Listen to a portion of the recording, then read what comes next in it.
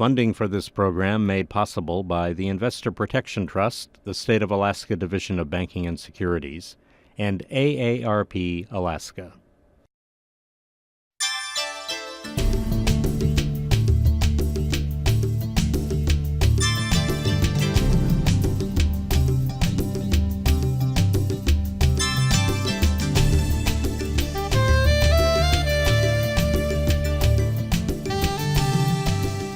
In today's program, we look at minimum documents you should prepare that will help your family cope should you become unable to care for yourself.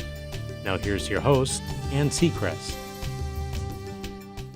Hello everyone and welcome to AARP Alaska. Today our guest is Karen Hunt, who served as Superior Court Judge from 1984 to 2000, and while she has retired from the bench, you definitely have not retired. She continues to work in a variety of ways that benefits both the community and people. For the past 28 years, you've enjoyed judicial writing, which you teach to trial, appellate, and administrative judges throughout the country and abroad. From training nonprofit boards to making community presentations on legal matters, Karen's focus of community service is to give back. It is her way, your way, of saying thank you. So thank you so much for being with us today. Well, thank you for inviting me. We are going to, as I've mentioned, you retired from the bench, but you have not retired. In fact, you are very busy making public presentations on how people should have particular documents in place that will protect their families. Tell us about those presentations. Well, and unfortunately, it's really somewhat simple because there are basic documents that you need either when you die or when you become unable to make decisions for yourself. But unfortunately, there's a whole lot of legalese around it, a lot of mumbo jumbo, many words that sound like the same thing, so why don't they mean the same thing? And so if I have an opportunity to help people sort of connect the dots and figure it out, then I welcome the opportunity to do that. And to help clarify and just simplify it. Exactly. Well, hopefully. Why is it the majority of Americans do not have a will? I think there are probably as many reasons as there are people who don't have a will. But in general, when we're young, we think, well, we don't need one. Besides that, I don't know what my assets are going to be, and I can do a will later. I have lots of time. As we get older, I think we almost look at talking about death and planning death as, well, maybe it hastens it. Maybe it's a way of getting it here faster. So we kind of avoid it because we don't want to deal with it. My. For every person watching this program today, what documents should they prepare or already have in place? Okay, there are 3 basic minimum documents that you need to have in place in writing, and those are a will or a trust, a durable power of attorney, and an advanced care directive. And before we talk about what those documents are and what they do, let's talk about why those are the 3 basic things that you need to put in place for your family. And it's basically, Anne, because when you die or you become incapacitated and unable to make some of your own decisions, there are major questions. And there are 4 for sure, and 2 more that might be present. And you need to have the answers that you want for those questions to be in writing. And the first 2 questions are, who do you want to have your property, and how do you want them to get it? And you answer those 2 questions in either a will or a trust. 2 more questions that you may have is, if you have special needs children or special needs dependents, who do you want to have custody of them? And who do you want to manage any assets that either you leave the children or they already have? And you answer those questions in a will or a trust.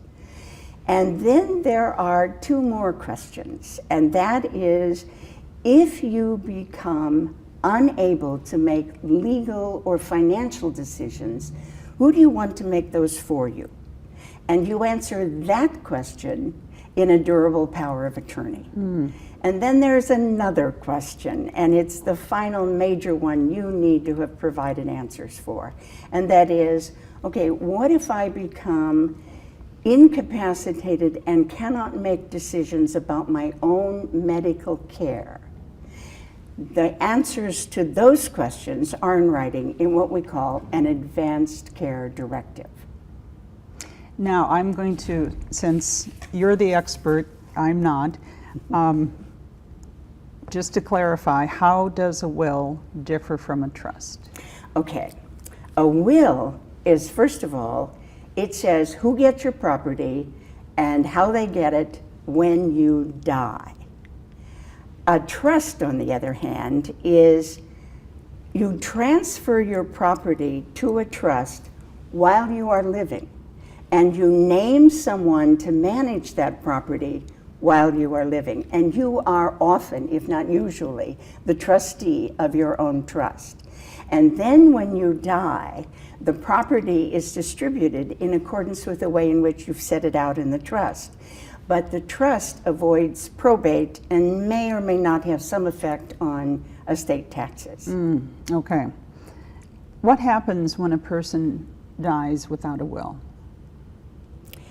In that case, the state's intestate succession laws take over.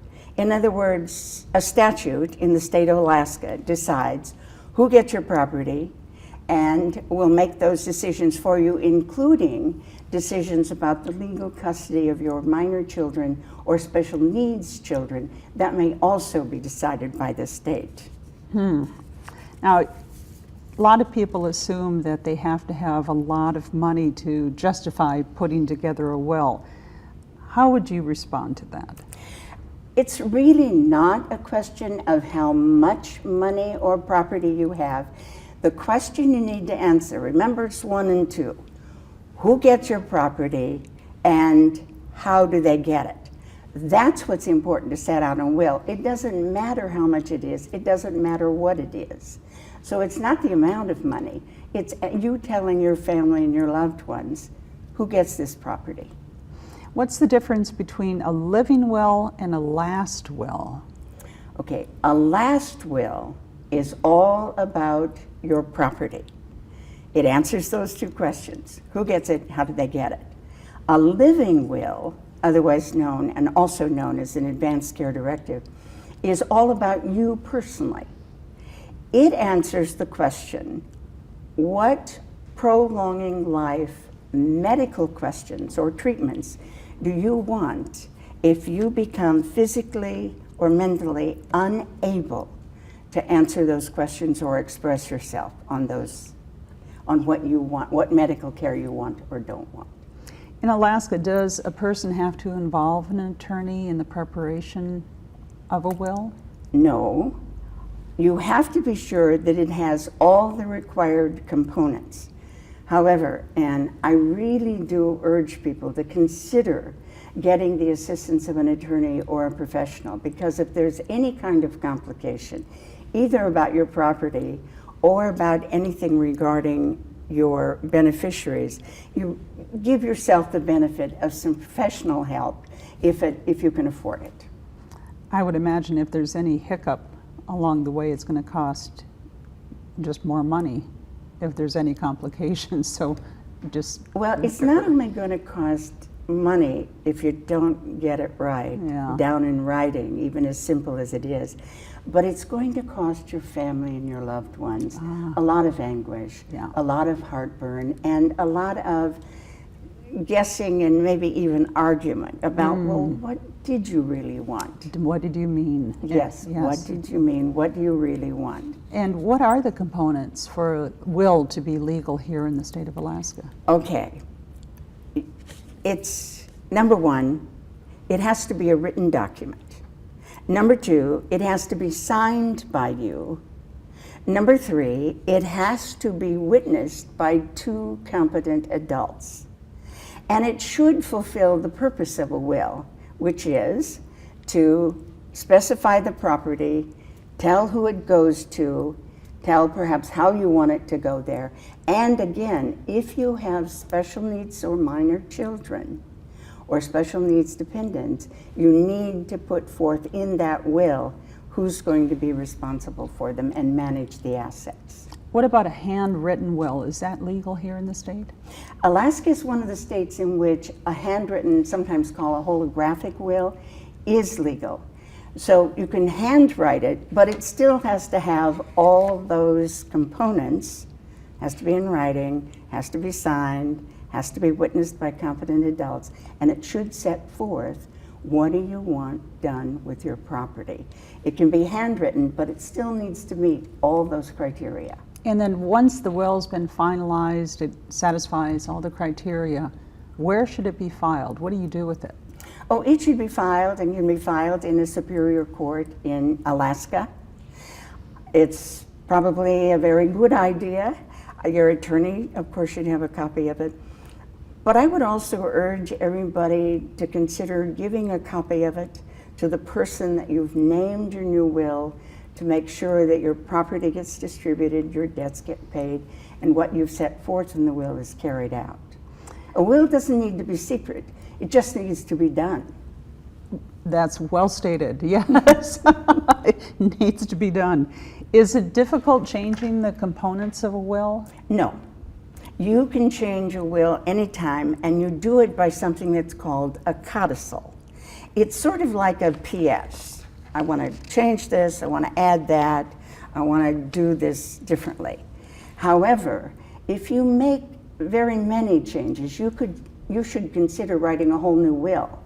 Now, whenever you do make a new will, and quite frankly, you can make one as often as you want to, you just need to be sure that in the new will it says, I hereby revoke all prior wills that I have made.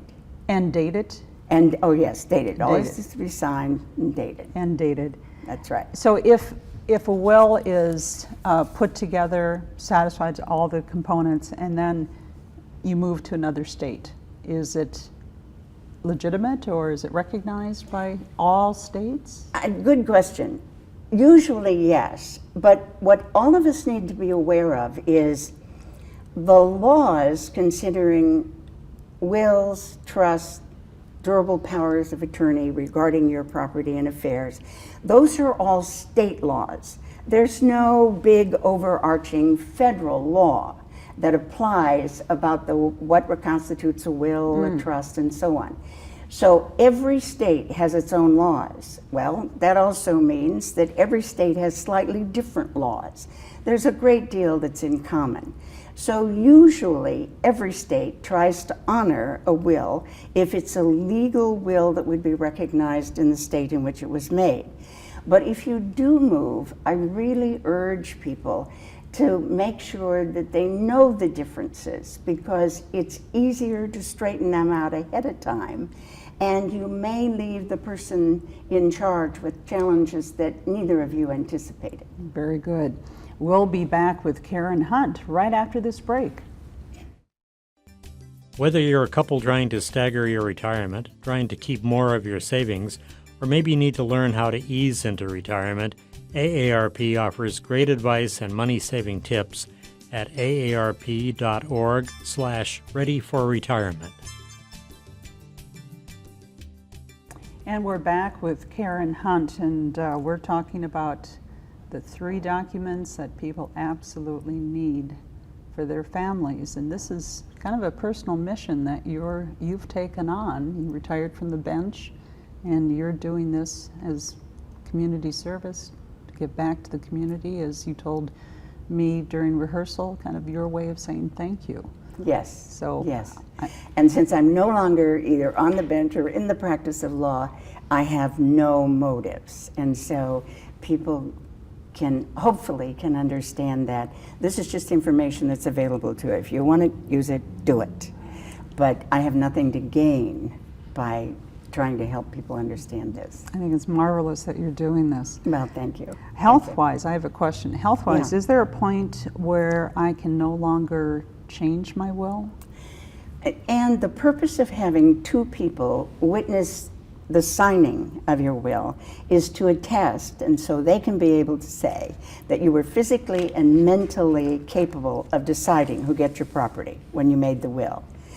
If you're not, then challenges may be made and a whole new set of circumstances take place on the effectiveness of the will. But that's the purpose of the two people who sign and attest that you were capable when you did that. Got it. Let's talk about basic estate planning. And we have an outline here, the slide. So let's talk about the first bullet point is wills. Okay, first of all, Anne, you've used another one of those terms that sometimes kind of scare people or frighten them away, because estate planning, I don't have an estate. I mean, I have a house, maybe I have a boat, and I may have something else, but I don't have an estate. But that's the terminology. We're doing estate planning, and when we talk about, you need those three basic documents. And so let's just quickly review again, if we may, what those three documents are and what they accomplish for you. Okay, the first one is a will, and a will has the purpose, and it is to name the person that you want to dispose of your assets and pay your bills. It's to name a guardian if you have dependent children. That's why young people, even though they don't know what their estate is going to look like, and they really don't know what they will be leaving, this is one of the purposes of a will, and they owe it to their children. The other thing is to name a guardian for any special needs children or dependents that you have, and then to identify the beneficiary or beneficiaries that you want to receive assets. That's what a will does when you die. Now, the alternative document is a trust, and we've talked about that. The purpose of a trust is to take your assets and put them into the trust while you are still living. To name a trustee, the trustee will manage those assets for you. You can be your own trustee. You can change the trust while you are living. When you die, then the property is distributed according to the way in which you have set it out in the trust. And in that way, you will avoid probate. That's one of the reasons why people create trusts. Now, there are many different kinds of trusts, and you could do a whole program on trusts and all these different names. The reason that there are so many different kinds of trusts with all these different names is because if there are specific circumstances, either about your assets or about the beneficiaries, then you may want to deal with them in a trust. For example, there's a kind of trust you can set up if one of your beneficiaries is receiving special or government benefits, let's say a disabled veteran. Mm-hmm. There's a way through the trust to set it up so that this disabled veteran or disabled beneficiary who's entitled to certain government benefits do not lose those benefits when they also receive the assets that you're passing on to them. So it's important to know that a will and a trust do the same thing, but they do it in different ways. Okay, and then the second major document after a will or a trust is the durable power of attorney.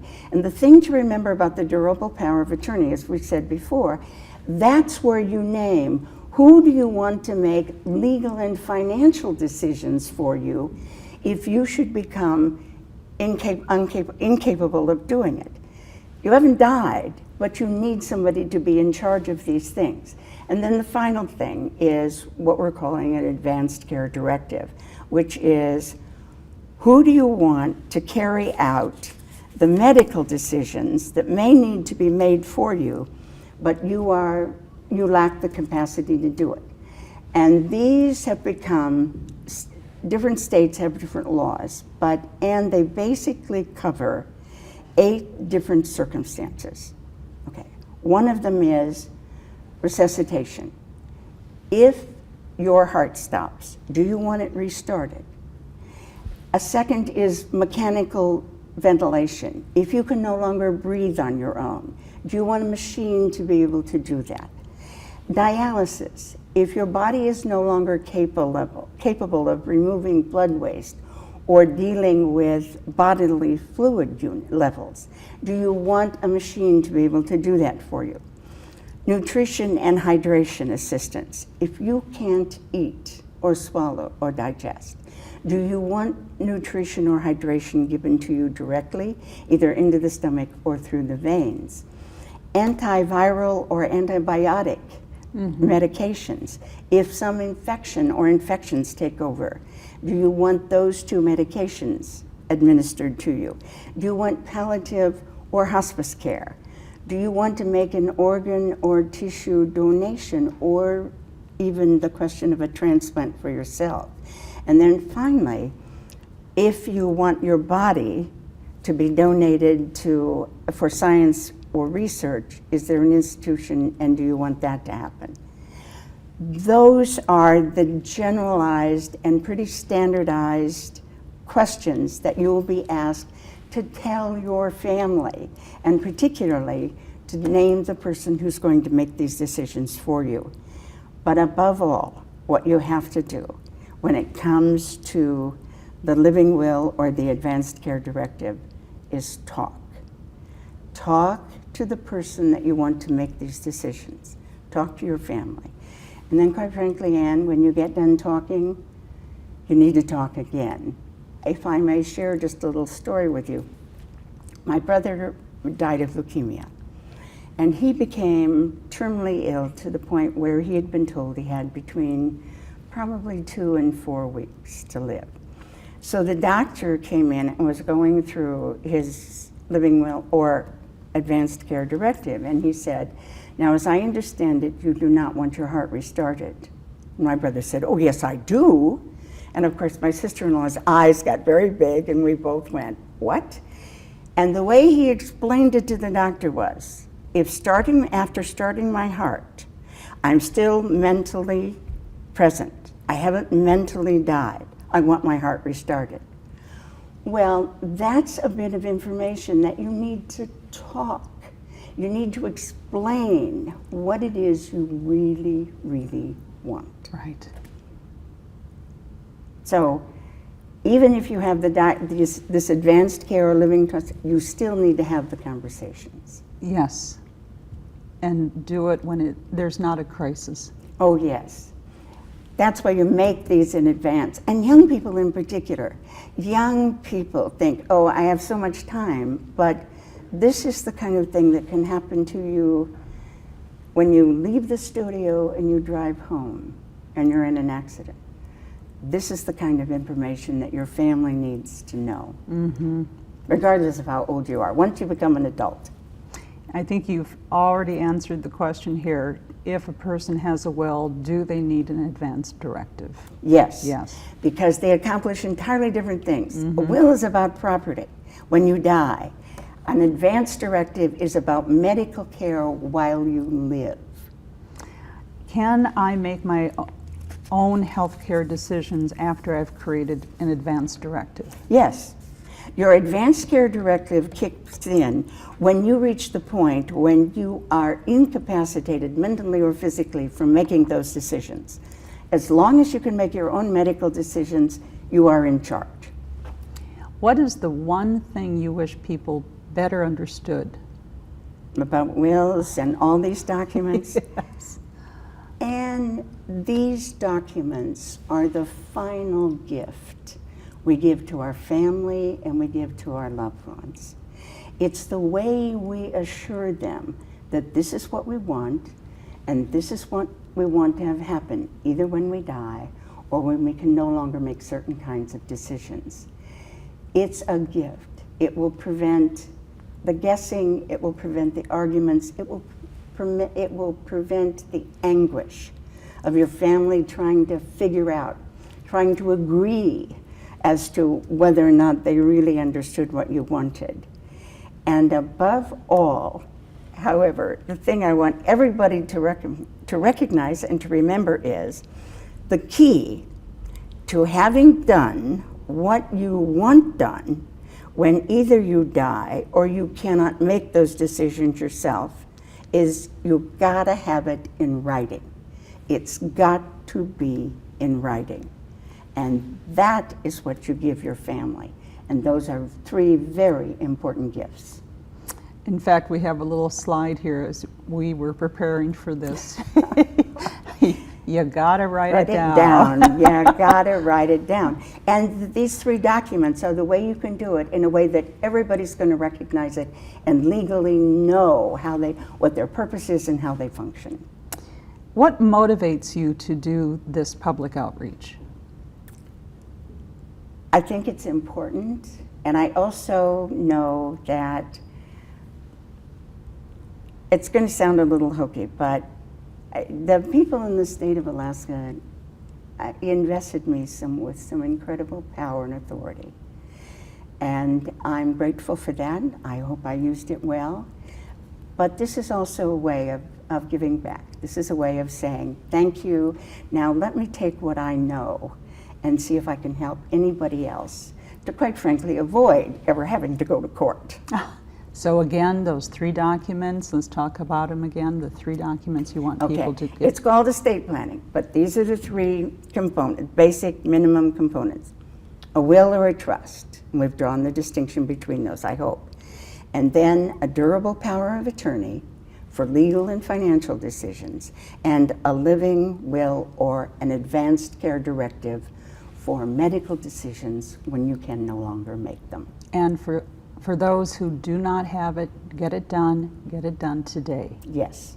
And as long as you're an adult, Right. you need these documents. Very Don't worry good. about how much money you're going to have or you're not going to have.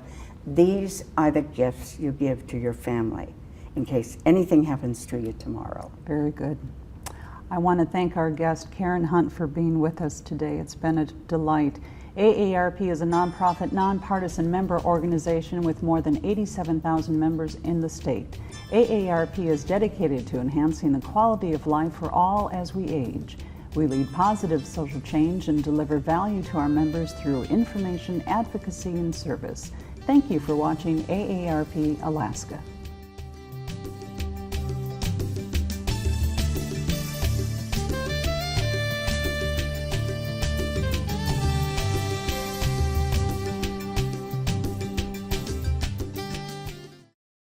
Funding for this program made possible by the Investor Protection Trust, the State of Alaska Division of Banking and Securities, and AARP Alaska.